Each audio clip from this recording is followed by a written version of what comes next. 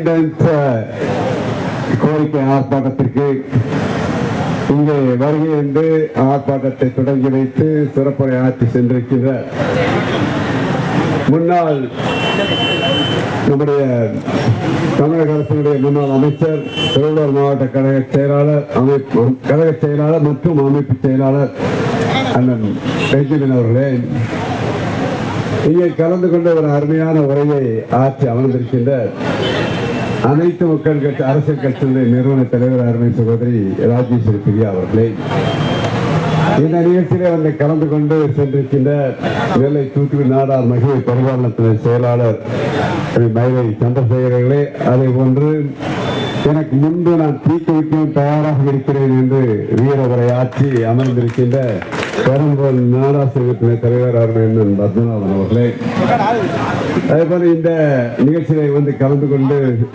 சென்றிருக்கின்ற சென்னை நாடார் சங்கத்தை போய்த்த தங்கமுத்து அவர்களே, அதே போன்று எதையாவது நீங்கள் செய்யுங்கள் என்று என்னை புரட்சியாக வற்புறுத்திக் கொண்டிருக்கின்ற சத்தியநாராயண சங்கத்தினுடைய தலைவர் அண்ணன் சந்திரன் ஜெயபால் அவர்களே, இந்த நிகழ்ச்சி இன்று நடைபெறுகிறது என்றால் ஒரு விதத்தில் காரணம் என்றால் முத்து ரமேஷ் என்று சொல்லு.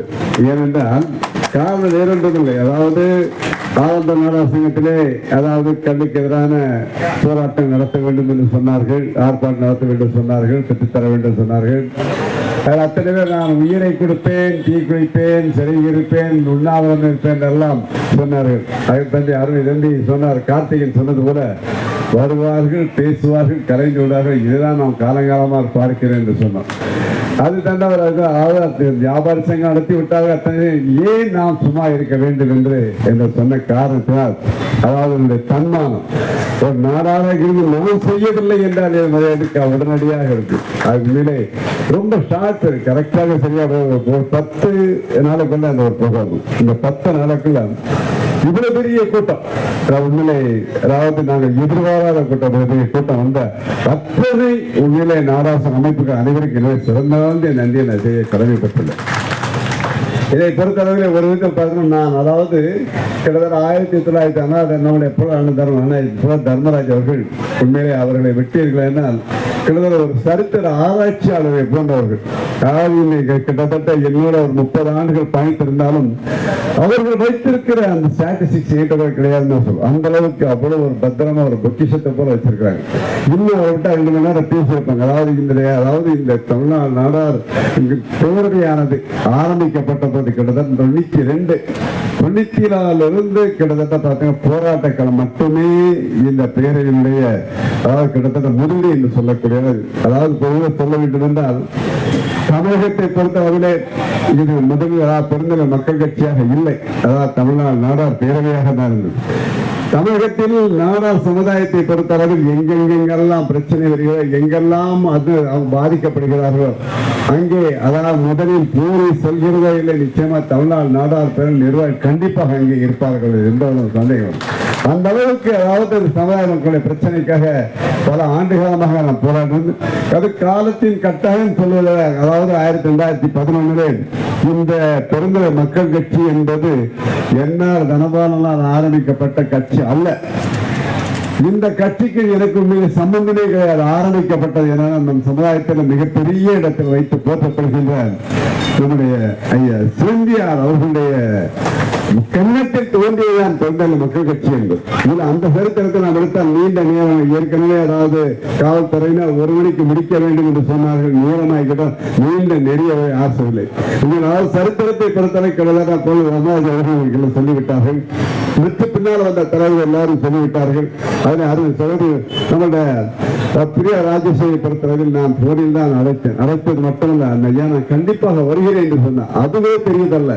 இன்று கலந்து கொள்ள வேண்டும் என்று வெளியூரிலிருந்து பிரயாணப்பட்டு நேராக இன்று உண்மையில் அவர்களுடைய நிஜான மொழியை நான் கடமைப்பட்டுள்ளேன். ஏன் சொல்கிறேன், அதாவது ஆந்தூரில் போட்டப்பட்ட கூட்டத்தில் நான் என்று சொன்னேன் என்றால், இந்த நாடார்களை பொறுத்தளவில் அவர்கள் இன்று பனை ஏறுவதற்கு யாரும் தயாராக இல்லை. பனை ஏற வேண்டிய அவசியம் அவர்களுக்கு இல்லை. அவர்களை பொறுத்தளவில் இன்று அநேகமாக இந்தியாவில் மிகப்பெரிய 3வது பணக்காரையான சோனடா. இது போன்று இந்த தமிழகத்தை பொறுத்தளவு மிகப்பெரிய வியாபாரங்கள் யாரிடம் இருக்கின்றன, நாடார்கள் தான் இருக்கின்றன. மிகப்பெரிய பணக்காரர்களா, மிகப்பெரிய தொழிலதிபராக, மிகப்பெரிய வியாபாரியாக இருக்கும் காரணத்தினாலே ஏன் இன்று மெத்தப்படுத்தி விட்ட அநேகமான பிள்ளைகள் அநேகம் வெளிநாடு வாழக்கூடிய ஒரு சூழ்நிலை இருக்கும் காரணத்தினால் அவர்களை மீண்டும் இருப்பிலை பெட்டி கட்டிக்கொள்ள வேண்டும், நீங்க கலை ஏற்ற வேண்டும் என்று சொல்வதற்கு நான் தயாராக இல்லை.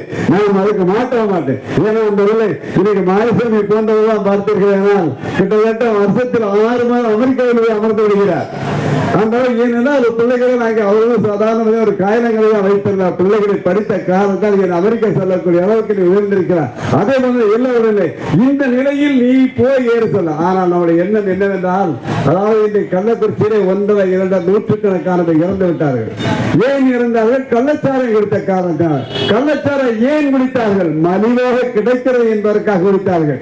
இன்று ஆனால் பல ஆண்டு காலமாக 1 2 கடந்த 30 ஆண்டு காலமாக போராடி வருகிறோம். எவ்வாறு நாம் போராட ஆரம்பித்தோம் என்றால், தமிழ்நாடு மெர்கண்டைல் வங்கியானது நாடார்களால் ஆரம்பிக்கப்பட்டது 1917ஆம் ஆண்டு. அது ஒரு காலகட்டத்திலே நாடா சமுதாயத்தை விட்டு வடநாட்டிற்கு செல்லப்போகிறது சொன்ன பொழுது அதை நாம் கைப்பற்ற வேண்டும், மீண்டும் நாடாவை கொண்டு வர வேண்டும் என்பதற்காக போராட்டங்கள் இறங்கினோம். அப்போதும் சொன்னார்கள், நான் ஒரே ஒரு செக்கில் தந்து விடுகிறேன், ஒரே செக்கில் அதனுடைய வங்கியானது நான் வாங்கிவிடுவேன். ஆனால் அவர் சொன்ன வார்த்தை என்னவென்றால், நீங்கள் யாரும் நாடார் என்று வரக்கூடாது, நாடாளுக்கு வேலை கொடுக்க வேண்டும் என்று வரக்கூடாது, நாடாளு உரிமை கொண்டக்கூடாது. அதற்கு அவருடைய தலைவர் தயாராக. ஏனென்றால் அது ஆரம்பிக்கப்பட்ட நோக்கமே என்னவென்றால், அதாவது 2017 நாடார் மகாஜன சங்கத்திலே அவர்கள் தீர்மானம் போடுகிறார்கள். இந்த நாட்டுக்கோட்டை செட்டியார்களை பொறுத்தவரையிலே இந்தியன் வங்கி அவர்களது, இந்தியன் ஓவர்சீஸ் வங்கியாக உருவாக்கப்பட்டது, லட்சுமி விலாஸ் பேங்க் உருவாக்கப்பட்டது, தனலட்சுமி வங்கியாக உருவாக்கப்பட்டது.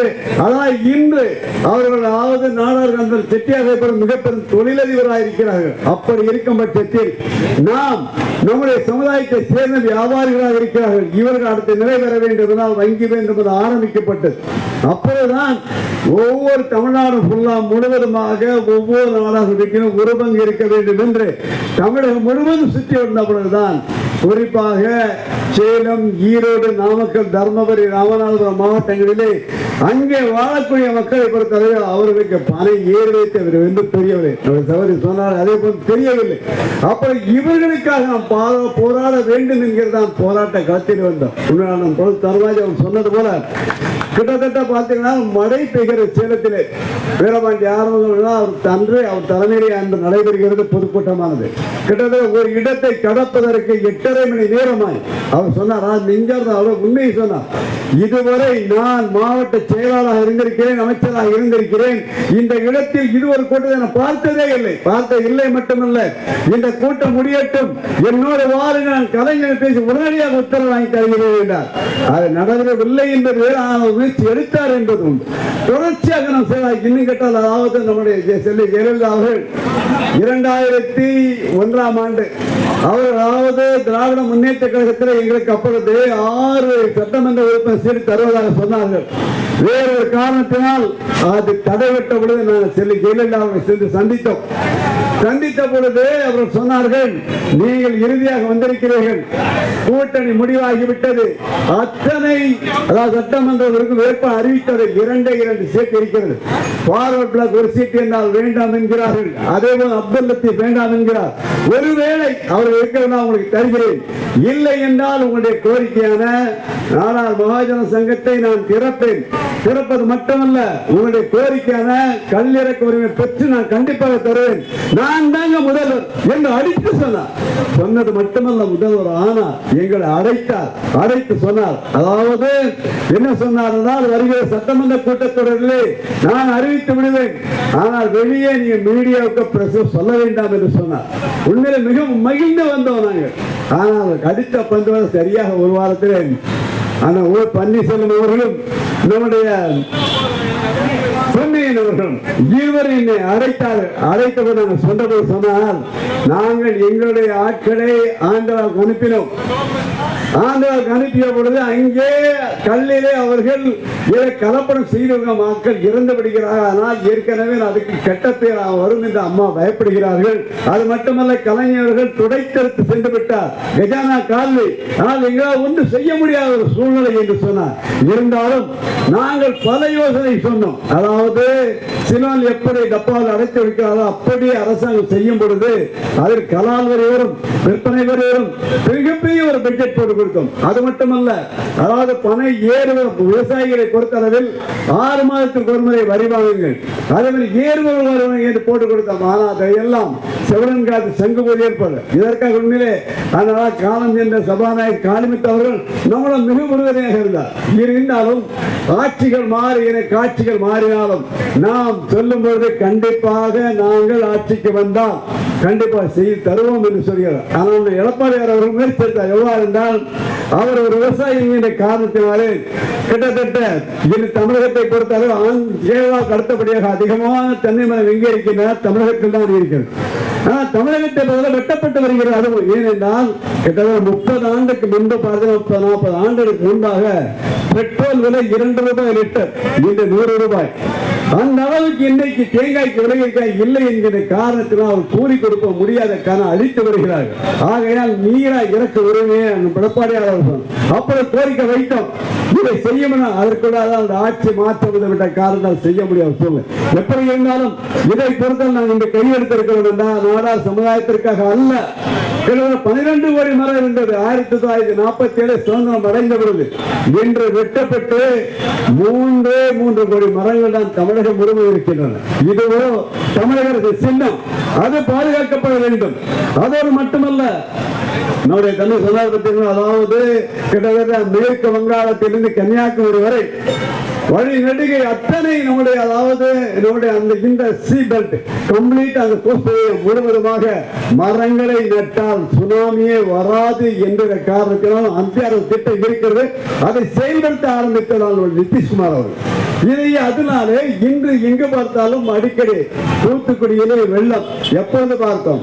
தூத்துக்குடி மரங்கள் எல்லாம் வெட்டப்பட்டு விட்டன, நெல்லையை வெட்டப்பட்டு விட்டன. இதனால் மரங்களை காப்பது மட்டுமல்ல, நீர் நிலைகளை காப்பாற்ற வேண்டும், மக்களை வெள்ளத்திலிருந்து சுனாமிலிருந்து காப்பாற்ற வேண்டும். அதோடு மட்டுமல்ல, நூற்றுக்கணக்கான மக்கள் மடிந்து கொண்டிருக்கிறார்கள். அவர்களை காப்பாற்ற வேண்டும் என்றால் இதற்கு நீங்கள் அதாவது விலை குறைந்த சாராயம் கொடுத்தால் போதாது. எந்த சூழ்நிலையும் உயிருக்கு பாதகம் இல்லாத, அதாவது சொன்னார் பத்மநாபன் சொன்ன போல 40 அதாவது ஒரு மண்டலம் எவன் ஒருவன் பனை மரத்தினுடைய அதே ஒரே மரத்துடைய பதனியை குடித்தாலே கல்லை குடிக்க வேண்டாம், அவனுக்கு ஆயுசு 100 என்பது நாம் சொல்ல சித்தர்கள் சொன்ன வார்த்தைகள். இது அதே போன்ற மரத்தை அதை பாதுகாக்க வேண்டும், மக்களை பாதுகாக்க வேண்டும் என்ற எண்ணத்தில் தான் இந்த இயக்கத்தை கையில் எடுத்திருக்கின்றோம். ஆனால் இதை பொறுத்தவரை என்னவென்றால், அதாவது நாங்கள் தமிழகம் முழுவதும் பல ஆர்ப்பாட்டம் போராட்டம் பண்ணினாலும் அங்கே கலந்து கொள்கிற சீசன் என்று வந்துவிட்டால் ஒரே ஒரு பனை தொழிலாளர்கள் வரமாட்டார். அங்கே யார் இருப்பாரா? நாங்கள் இருப்போம், வியாபாரிகள் இருப்பார்கள், நாடார்கள் இருப்பார்கள். அவரை கேட்டா நான் போறேன் போயிருந்தேன், ஒன்றும் பண்ண முடியாது. இந்த சூழ்நிலை தான். எப்படி இருந்தால் இதை பொறுத்த அளவில் பனை தொழிலாளிக்காக, பனை நின்றிருக்கிற விவசாயிகளுக்காக இன்று அழிந்து கொண்டிருக்கின்ற அழித்து கொண்டிருக்கிற பிளாஸ்மா அதிலிருந்து காப்பாற்றப்பட வேண்டும் என்பதற்காக தான் இந்த கையில் எடுத்திருக்கும். நிச்சயமாக எதையும் எடுத்தோம் கவுத்தோம் என்பதை விட, அதே போன்று இன்று சேர்ந்தோம் கலைஞம் என்பதை விட, நான் மட்டுமல்ல இது பேச எல்லோருக்குமே இது கண்டிப்பாக அடைய வேண்டும். ராஜேஸ்வரி பிரியா அவர்கள் அருமையாக பேசுகிறார். அதே போல நாம் எல்லோரும் ஒன்றாக இருந்தால் நிச்சயமாக வெற்றி நிச்சயம் என்பதில் எந்த விதமான சந்தேகம். ஆனால் இணைய வேண்டும் என்பதுதான் அதுக்காக முயற்சி. இன்று சொன்னார்கள் அந்த உண்ணாவிரதம் என்று சொல்லி இருக்கிறார் பத்மநாபன் அவர்கள். இதோடு மறந்து போகக்கூடாது. என்னை அழைக்க வேண்டும், சமுதாய தலைவர்கள் அழைக்க வேண்டும், அதை தேடி குறிப்பிட வேண்டும், இடத்தை குறிக்க வேண்டும். நான் நிச்சயமாக அவங்களோட வர தயாராக இருக்கிறேன், நிச்சயமாக தெரிகிறது. ஆகையால் இன்னும் நீண்ட நெடிய கதை பேசலாம். அதாவது நம்மளுடைய பண தர்மராஜன் சொன்ன போல இன்னும் 2 மணி நேரமாக நான் பேச இன்னும் 3 மணி நேரமாக இருந்தாலும் போலீஸ்காரர்கள் நாம் அமைதியானவர்கள் என்ற காரணத்தினால் நமக்கு எந்த ஒரு தொந்தரவும் கொடுக்கவில்லை. 1 மணிக்கு முடிக்க வேண்டும். இருந்தாலும் என்னுடைய ஒரே ஒரு வார்த்தைக்காக அடைத்தமைக்கு வந்து சேர்ந்த உண்மையிலே உலகிய ஒரு கூட்டம் வந்து சிறப்பித்த அத்தனை பேருக்கும், அத்தனை நாடா சொந்தங்களுக்கும், அத்தனை அரசனுடைய உரைமுறை எடுக்கும் அத்தனை தலைவர்கள் நெஞ்சார்ந்த நன்றி விடைபெறுகிறேன். நன்றி, வணக்கம்.